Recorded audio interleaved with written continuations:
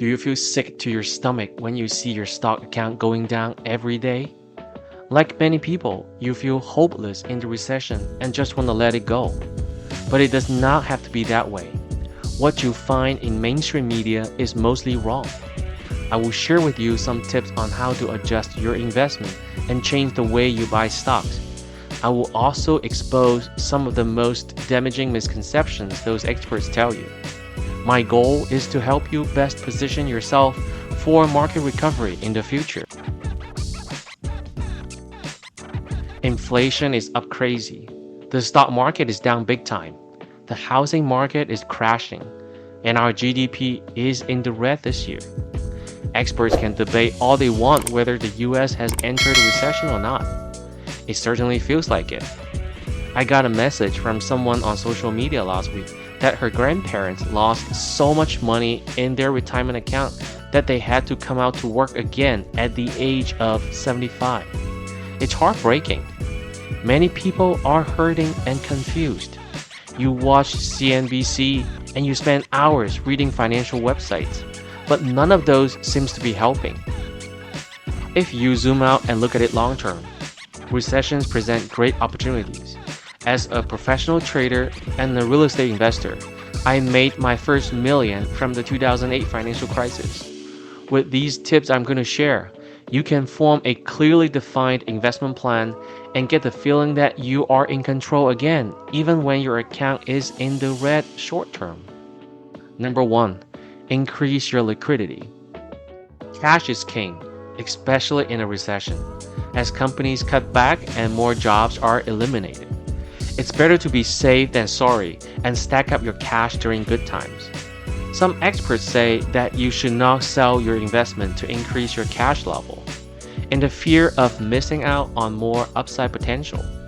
That's a misconception.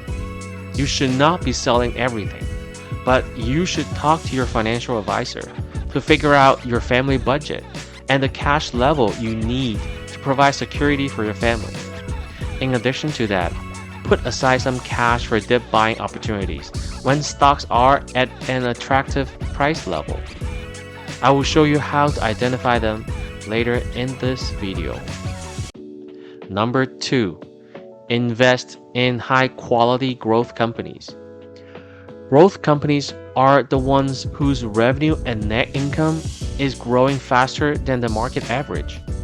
The stocks of these companies skyrocketed during economic expansions when interest rates were low, but got annihilated since the rate hike started. There are some growth companies that can skyrocket again coming out of the recession. These companies typically are 1. Leaders in their sector, 2.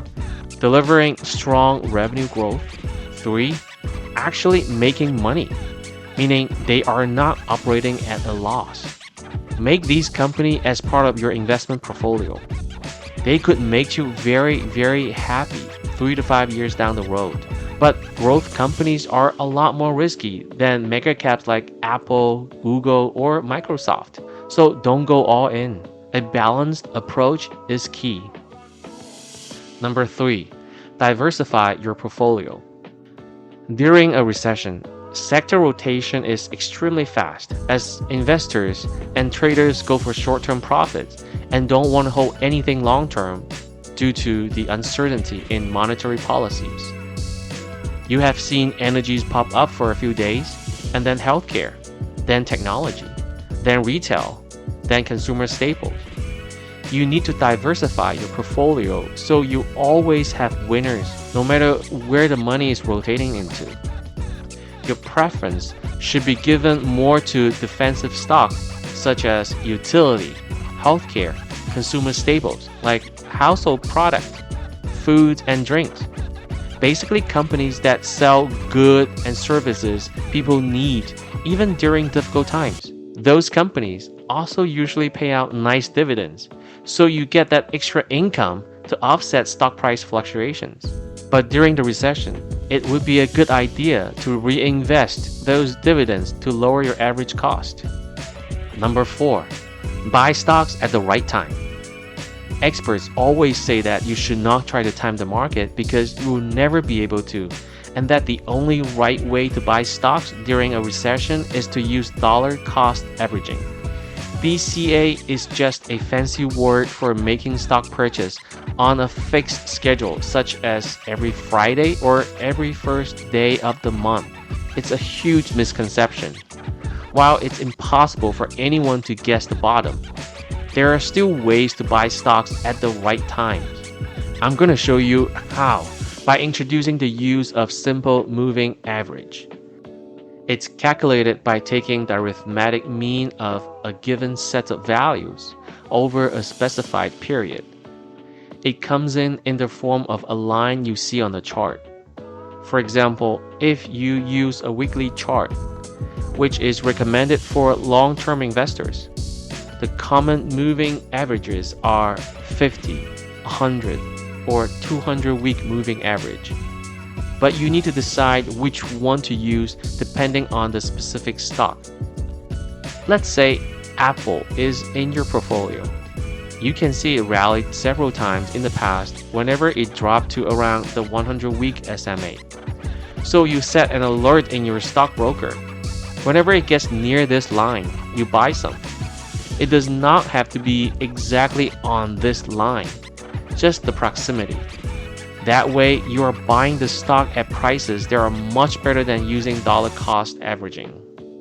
Recessions and volatile markets can be very scary. But investing in stocks during a recession does not have to be complicated and stressful. Throughout my 11 years of trading and investing, I've learned that as long as you have a long-term plan in place, you can be coming out of this recession a lot wealthier than you are now. If you like this type of content, please hit like and subscribe so that more people can get useful tips on stock trading and investing. Leave your thoughts in the comment below. See you next time.